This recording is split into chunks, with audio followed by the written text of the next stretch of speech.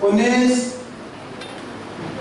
20, 21, 22, 23, 24, 25, 26, 27, 28, 29, 30, 31, 32, 33, 33, 33। सम्राट मांगीलाल। सम्राट मांगीलाल। क्या नाम दिया? सम्राट मांगीलाल। 33 है, ठीक है? 34, 34, 35, अरे ऐसे इसके क्या? 36, 37, 37, 37, 37, 37। महेश श्रवण कुमार। महेश श्रवण कुमार। चलो 37 दिन में 38, 39, 40, 41, 42, 43, 44, 45, 46, 47, 47, 47, अमित सीगड़। 47, अमित रामदेव जी सीगड़। अमित रामदेव जी सीगड़। वो कल गया हुई है। मैं ट्यूशन जाऊंगा। ठीक है। 48, 48, 49, 49, 50, 51, 52, 53, 54, 55, 56, 56, नवीन मोहनलाल। 56, 57, 58, 59, 60, 61, 62, 63, 64, जय गुरु जम्बेश्वर। 65, 66, 67, 67, 68, 69, 70, 71, 72, 73, 74, 75, 76, 77, 78, 79, 80,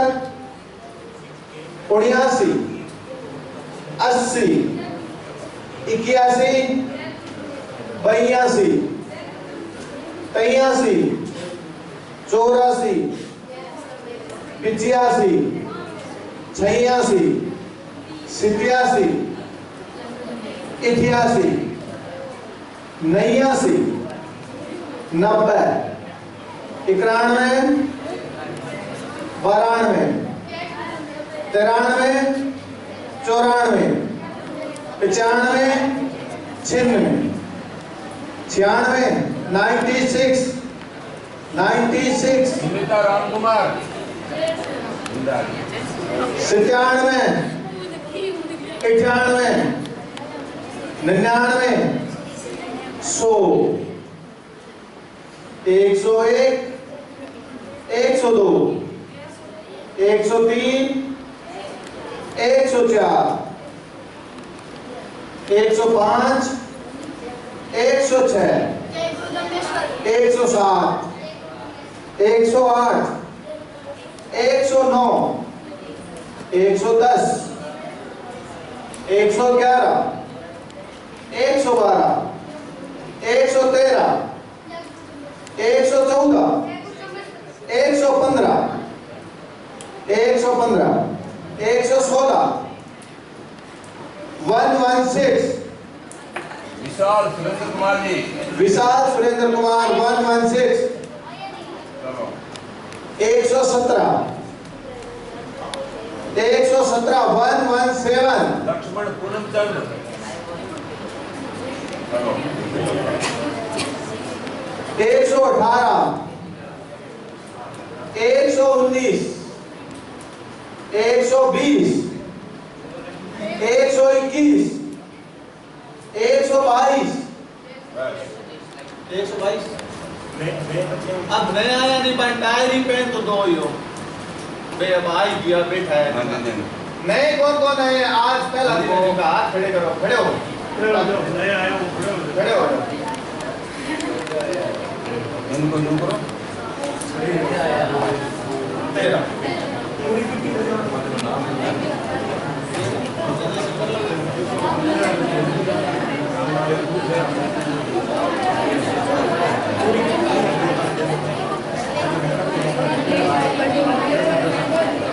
तेरा 122 आप है ना देखो रजिस्ट्रेशन प्रक्रिया कल तक हुई, ठीक है। पहले ही पता था कि रजिस्ट्रेशन प्रक्रिया होगी नहीं, ठीक है। क्योंकि अपना हॉल छोटा पड़ रहा है। तो आपको आपकी जो इच्छा है वो आ ही गए हो, तो आपकी भावनाओं की कदर करते हो हम कुछ डिसीजन देखेंगे, ठीक है। आप बैठे रहो, आपको जो भी उचित सामग्री होगी हम बैग वगैरह किट वगैरह देखेंगे व्यवस्था के अनुसार, ठीक है। व्यवस्था के अनुसार व्यवस्था करेंगे। एक घंटा बाद में एक बार आप अभी कॉपी पेन ले लो, कुछ नोट ले एक लो। बार नए आए नए खड़े हो। खड़े हो नए आए वो खड़े हो हाँ नए वाले खड़े हो जाओ, डायरी पेन ले लो। पेन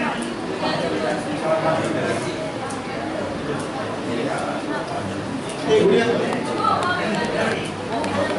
अच्छा पर पेन क्या पेन पेन जिनके पास है पेन वो बैठ जाओ। इसके पास है वो बैठ जाओ, बाकी दे देते हैं अभी। मेरे पास है।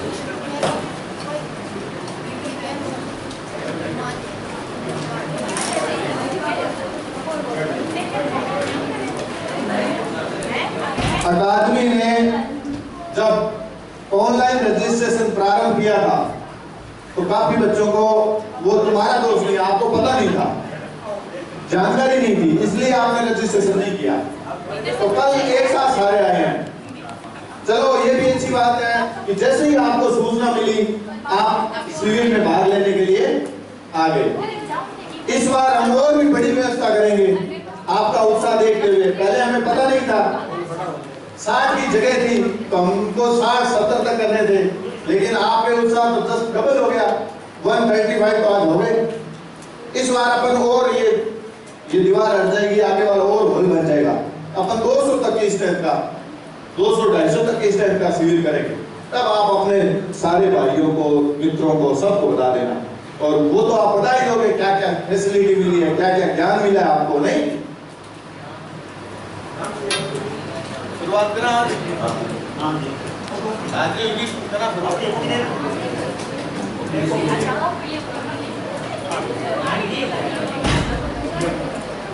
जैसा भी कल जो आज नए बच्चे आए हैं वो सुन लो कृपया। देखो अपना शिविर प्रारंभ सवेरे 8 बजे होता है और शाम को 6 बजे तक चलता है। इस दौरान आपके हर प्रकार का ख्याल अकादमी के सदस्यों द्वारा और बड़े बच्चों द्वारा रखा जाता है। आपको बस अनुशासन बनाए रखना है, ठीक है।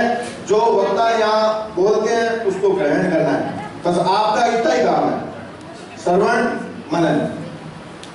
हाँ कोई भी क्वेश्चन हो तो सबसे पूछ लिया करो। तो आज की पहली क्लास प्रारंभ करें। देखो कल तो उद्घाटन समारोह था, समय चला गया। अब मेन क्लास है तो आज से शुरू होगी, कल तो 2 ही क्लास हुई दोपहर बाद। अब देखो, अब आपके मन में है ना, गुरु जम्बेश्वर भगवान कब पैदा हुए, कहाँ पैदा हुए, क्या किया, क्या चमत्कार दिखाए। तो आप जोरदार करतल तालियों की ध्वनियों के साथ अपने महासचिव जो आपके अपने कथो वक्ता है आपकी क्लास लेंगे, और अकादमी के मेंबर तारा जी हमारे बीच पधारी है, उनका भी जोरदार स्वागत। मोहनलाल जी वीडियो साहब का स्वागत। जितने भी महानुभाव यहाँ पधारे हैं सबका स्वागत। अब आप कॉपी निकालेंगे, जो कुछ भी जानकारियां सर बताएंगे वो नोट करने लायक हो नोट कर लेना, नहीं तो सुनना गौर करके, ठीक है?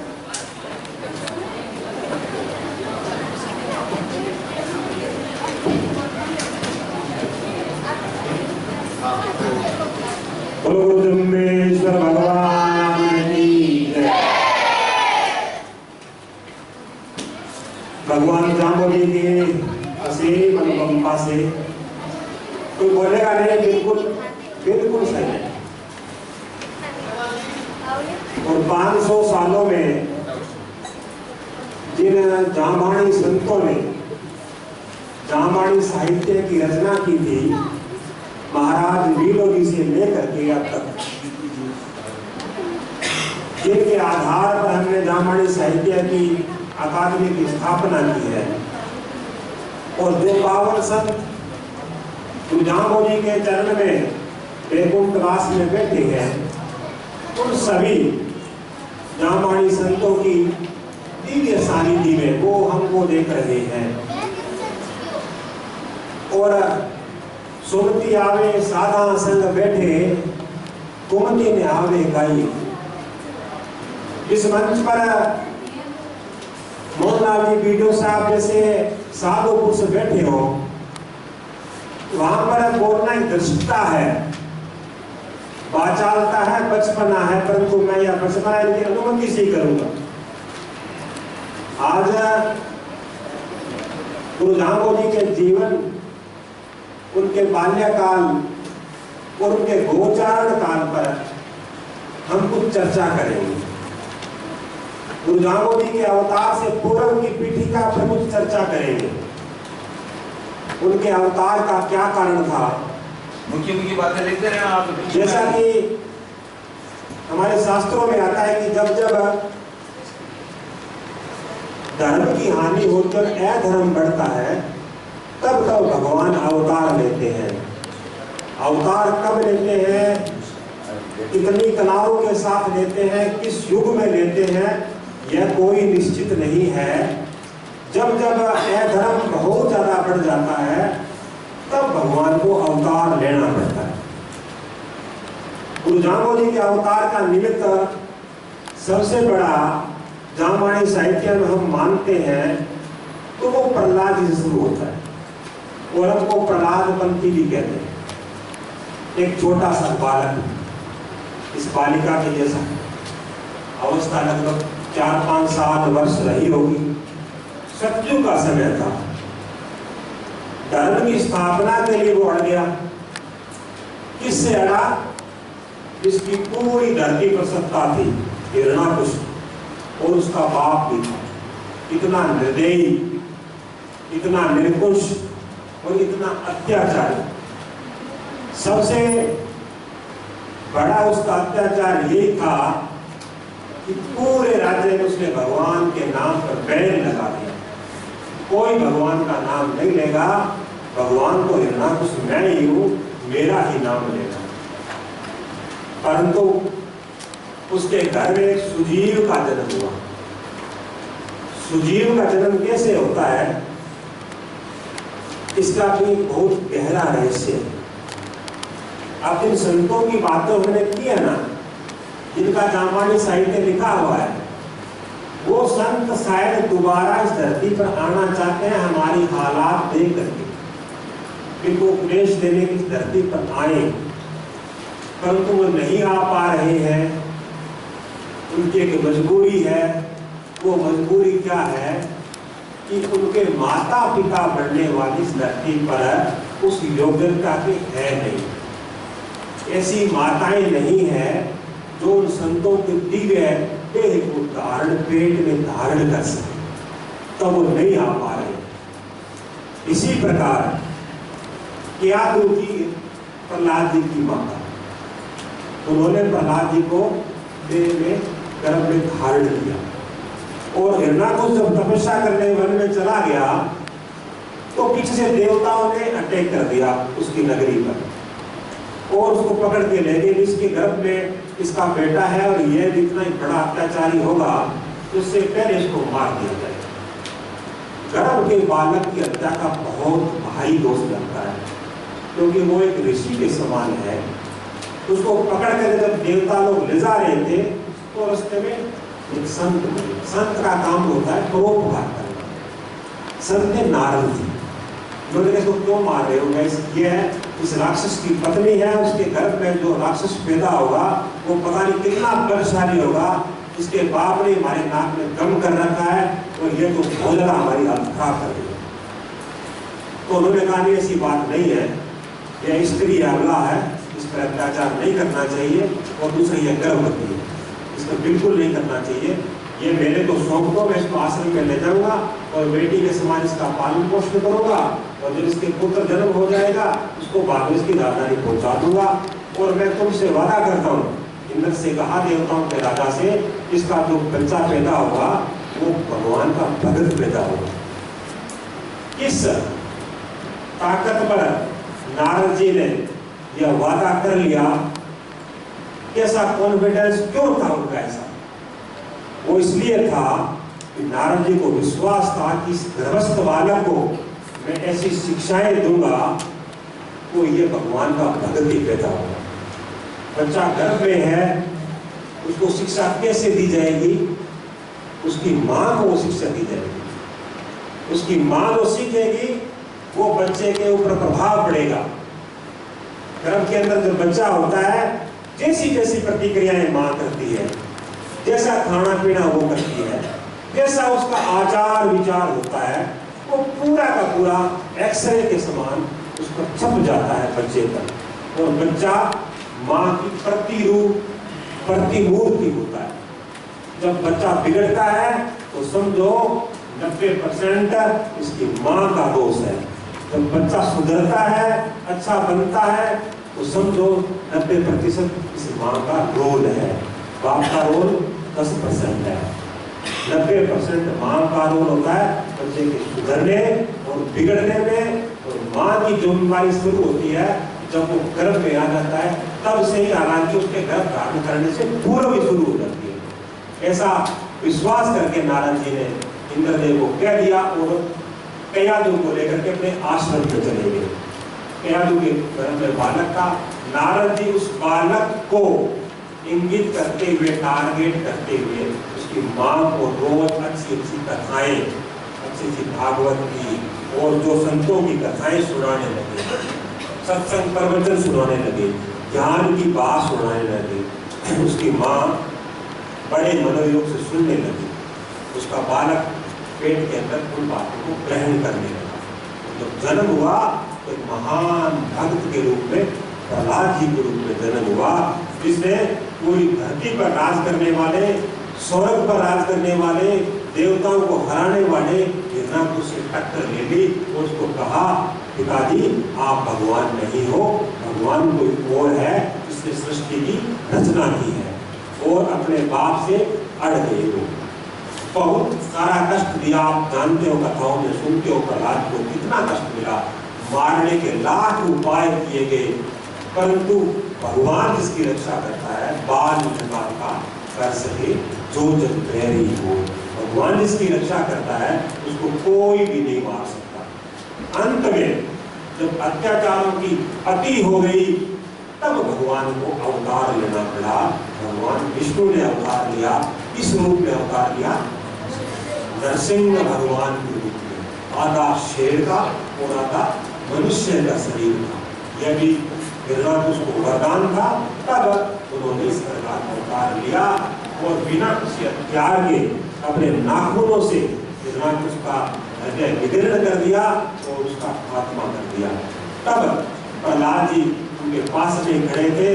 प्रहलाद जी ने कहा, भगवान एक मेरी प्रार्थना है कि आप मेरे बाप को, पाप तो बहुत किए इन्होंने, परंतु उनको सदगति दे देना, इनकी दुर्गति न हो, नरक में नहीं जाना पड़े।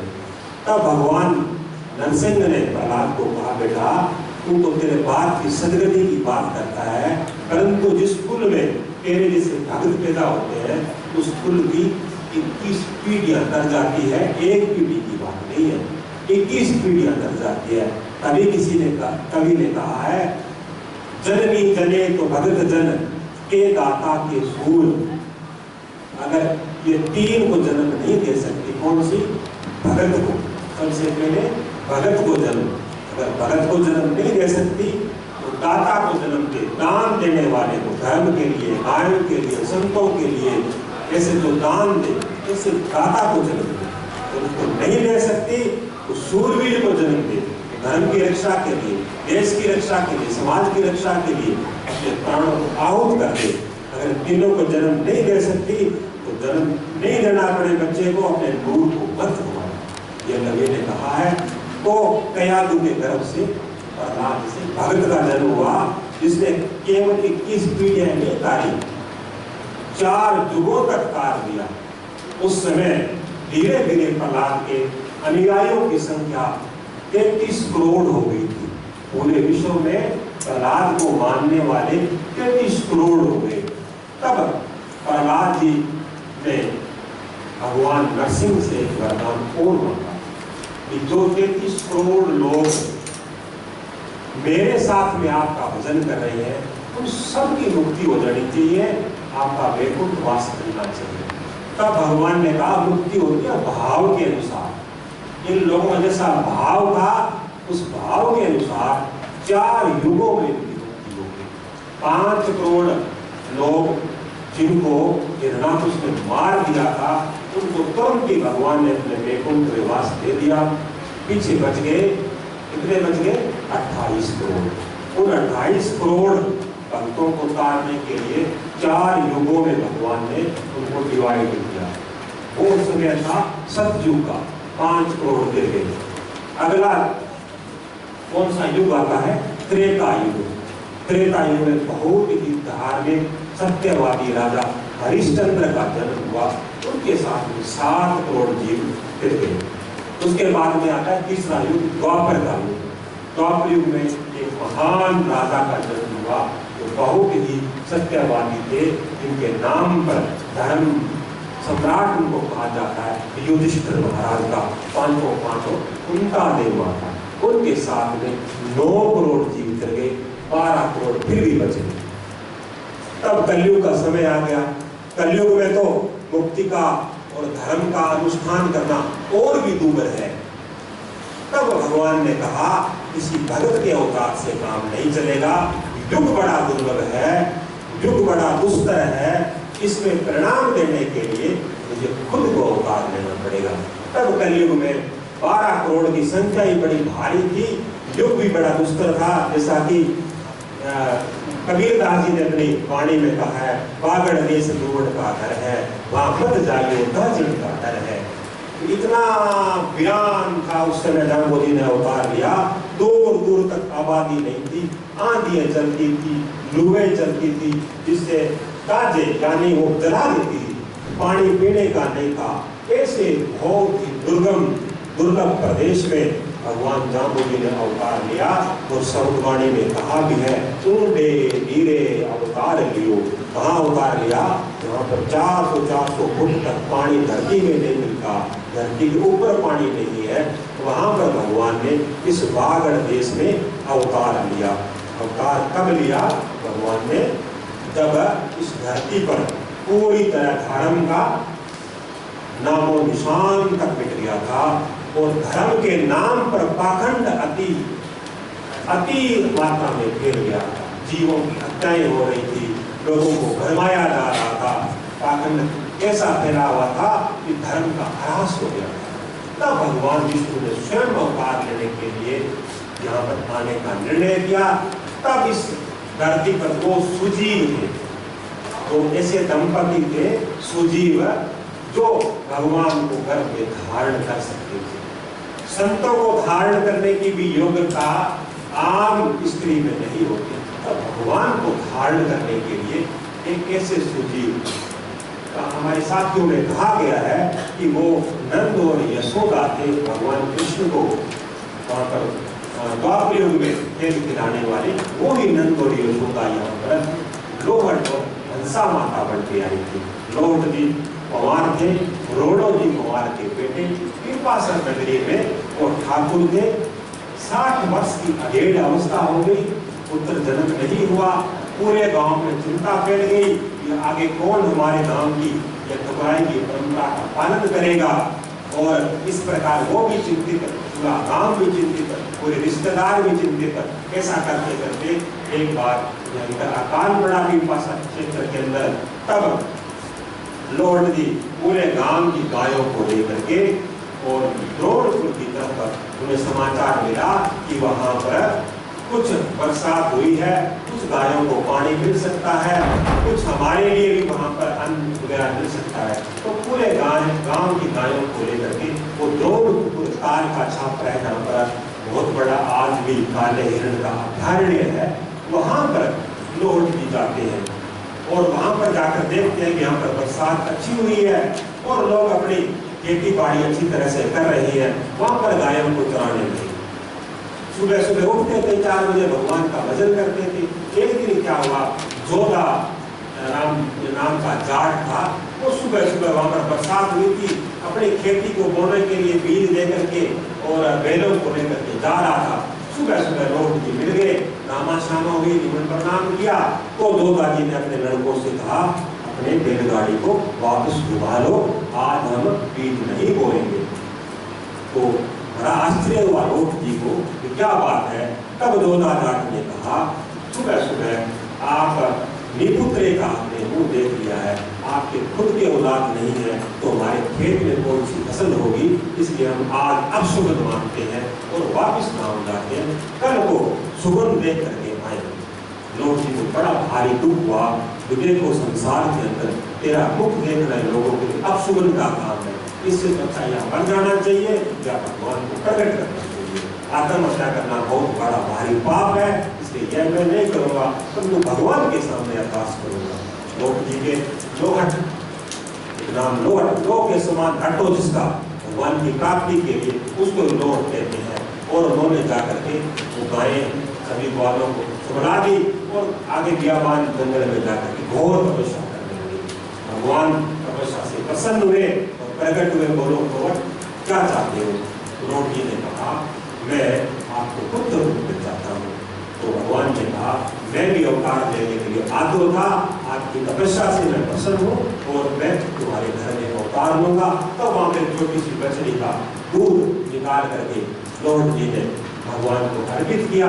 और उसके बाद में भगवान कृपासर आते हैं और माता हंसा को दर्शन देते हैं और कहते हैं कि मैं तुम्हारे गर्भ से अवतार होगा, 9 महीने बाद मेरा अवतार होगा। ऐसा कहने का मतलब था कि मैं तेरे गर्भ से अवतार लेना वाला हूँ, तुम इसकी तैयारी करो। यानी गर्भ स्थापन से पूर्व माताएं आचार विचार को शुद्ध करके और उसके बाद भगवान उनके ऐसे आचार विचार वाली माताओं के गर्भ से इसे भगत और भगवान के समान अवतार लेते हैं। ऐसा भगवान ने हंसा माता को वहां पर संकेत करके वहां से अंतर्ध्यान हो गए और बाद में भगवान हंसा माता के गर्भ में आते हैं। और 9 महीने बाद में कृपासर गांव में लोहट जी और माता हंसा के घर में भगवान जाम्बोजी ने अवतार लिया। संवत 1508 भादोरी अष्टमी, आज से 571 साल 9.5 महीने पहले। अब जन्माष्टमी आएगी तब भगवान को 572 साल हो जाएंगे इस धरती पर अवतार लिए हुए। इसके बाद में भगवान जाम्बोजी की संवत 1508 था और सन था 1451। अब जो सन चलता है ना, 2023 सन है, इसमें और संवत में 57 साल का फर्क है। संवत 57 साल आगे चलता है और सन 57 साल पीछे चलता है। अगर इसको घटाना हो इस सन से संवत से तो 57 साल से घटा लेना चाहिए। 1451 सन था और संवत 1508 था। पूरे गांव में बड़ी भारी खुशियां मनाई गई, यहाँ तक कि पूरे स्वर्ग लोक में खुशियां मनाई गई। देवता लोग स्वर्ग में खड़े होकर के भगवान के जन्मोत्सव को मनाने लगे, चारों तरफ बाजे बजने लगे और कृपा सब नगरी है। बोलो गुरु जम्बेश्वर भगवान के जन्म आनंदित हो गई, पूरी धरती आनंदित हो गई और भगवान का अवतार हो गया। और भगवान तारनहार थला सिर आयो, भगवान हम सबको तारने के लिए इस धरती पर अवतार ले चुके थे। अब भगवान की बाल लीलाएं शुरू। देखो भगवान इतने सर्वशक्तिमान है कि वो एक संकल्प मात्र कर ले, ये भोए होते ना, भोए आंख की, उन भोरों को थोड़ा सा टेढ़ा कर दे तो पूरी धरती पर प्रलय हो सकता है। और वो चाहे तो 1 सेकंड के अंदर पूरी धरती पर सृष्टि का सर्जन कर सकते हैं। तब किसी ने कहा भी भगवान आप इतना कुछ कर सकते हो तो आप अवतार लेकर के इन राक्षसों से लड़ाई करने के लिए कितने कष्ट उठाते हो। राम अवतार में आपकी स्त्री का रावण ने हरण कर लिया, आप जंगल में पैदल घूमते रहे, कितने कष्ट आपको हुए। और उसके बाद में लक्ष्मण मूर्छित हुए, कितना भारी युद्ध हुआ और उसके बाद में आपने सीता जी को वापस लेकर के आए। तो इतना कष्ट आप क्यों करते हो, संकल्प मात्र से सबको खत्म कर दो। तब ऋषियों ने मुनियों ने कहा कि भगवान लीलाएं इसलिए करते हैं कि उनके जाने के बाद में भी हम उन लीलाओं को गा करके, उन लीलाओं को सुन करके, उन लीलाओं को पढ़ करके हमारा कल्याण होता रहे। इसलिए भगवान लीलाएं करते हैं, हमारे पर कृपा बरसाने के लिए भगवान की लीलाएं होती है। इस प्रकार भगवान दामोदर की बाल लीलाएं शुरू होती है। जब भगवान छोटे से थे, पहली बालक की बाल लीला क्या होती है कि उसको जन्म घोटी दी जाती है। जब जन्म होता है उसके तुरंत बाद पहला यही होता है, उसको जन्म घोटी दी जाती है। घर की जो बूढ़ी स्त्री होती है, जानकार होती है, गांव की होती है, वो आकर के कुछ शहद वगैरह उसके